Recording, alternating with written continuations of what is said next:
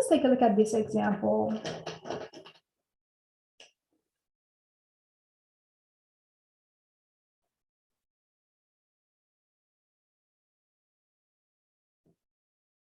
This example gives you this machine. It says, hey, your z or f of x and y is equal to the square root of x plus y plus 1 divided by x minus 1. Okay, very good. So this is my z. Z is equal to, well, here you have a rational expression. On the numerator, you have a radical. On the denominator, you have this linear quantity, and this is your function. You have a function. The very first question that you have is, what is the domain? After finding the domain, you should be asking about the graph of the function. What's the behavior of the graph? Then later on, you're going to talk about the limit. You're going to talk about the continuity. Then we're going to talk about the rate of change and so on.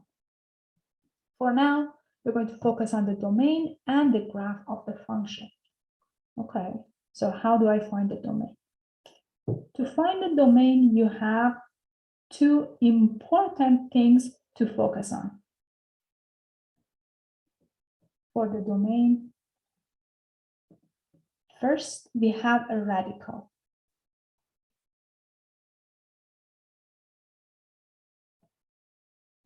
Going back to algebra, when you have a radical of a quantity,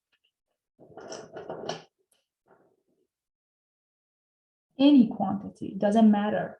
Inside the radical with index 2, this quantity must be larger than or equal to 0. We have a radical, so this quantity, you take that quantity, whatever it is, must be larger than or equal to 0. So this is your very first step. This is the quantity inside the radical, x plus y plus 1. This guy must be larger than equal to 0. Okay. What else do I have? I have a quantity on denominator. We have x minus 1 on the denominator. What's the meaning of that? This guy cannot be 0. So x minus 1 cannot be 0. So for the domain of function f, it's going to be the setup. Guys, you have two free variables, x and y, is the set of all points or their pairs, x and y, part of the plane, such that with the condition that x plus y plus 1 must be larger than equal to 0, and x minus 1 is not 0. Okay, very good. So this is your very first step. The base step is to write the domain, then try to simplify what's going on here. How do I visualize this? My domain, then the graph. So the domain of f is the set of all points such that x plus y is larger than equals to -1, and also my x cannot be 1. Okay, so what's the domain like? How do I visualize the domain? It's part of the plane. I already know that, but what's the graph like? Let us graph the domain. Okay, so this is from algebra, basic algebra. Of course, you learned about these inequality in algebra. So you're going to go to x and y. We already know that our domain is part of the plane, right? The very first one is easy. on the right-hand side. X is not 1. So X is 1 is going to be a vertical line, am I right? X equals to 1 is a vertical line. X is not 1, it's just a dashed line. Okay, it means that we are excluding 1, and this is X not equal to 1. This is this guy here, the vertical line, the dashed vertical line. What about this? X plus Y is larger than or equals to -1.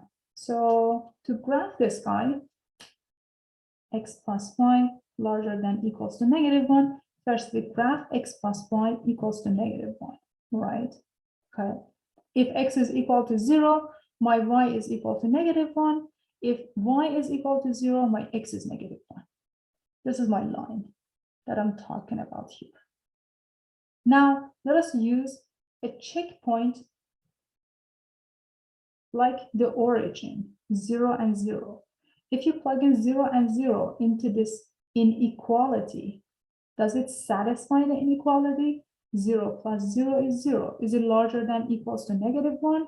Yes, it is. What's the meaning of that? It means that 0 and 0, the origin is also included on the solution set. So when you're graphing, shading, it must include the origin as well. Very good. So what is the domain? The domain is all these shaded area, and you have to exclude this vertical line, all points on this vertical line. So this is the visualization of the domain of this function. This is the domain of z equals to square root of x plus y plus 1 divided by x minus 1. That's how we visualize the domain. The whole graph of this function is going to be a 3-dimensional graph. We're going to use an online website to visualize this function. The reflection of this function on xy plane in 2 dimensions result in the domain of your function.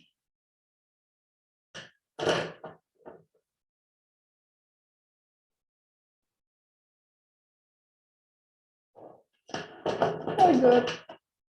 There are a lot of free websites that you can use. For example, this one is pretty good. There are other websites as well. So let me share this in the chat with you. Here we go. Let's just try to graph this function. So on the numerator, we have the square root of x plus y plus 1. And let me close the parenthesis. And then on the denominator, we have x minus 1. This is the 3D version of this function, the surface in the space. We can change these and see an extended version. Feel free to play around with different websites, try to visualize what do you have, and you can just rotate this, analyze the shape of this surface in 3D.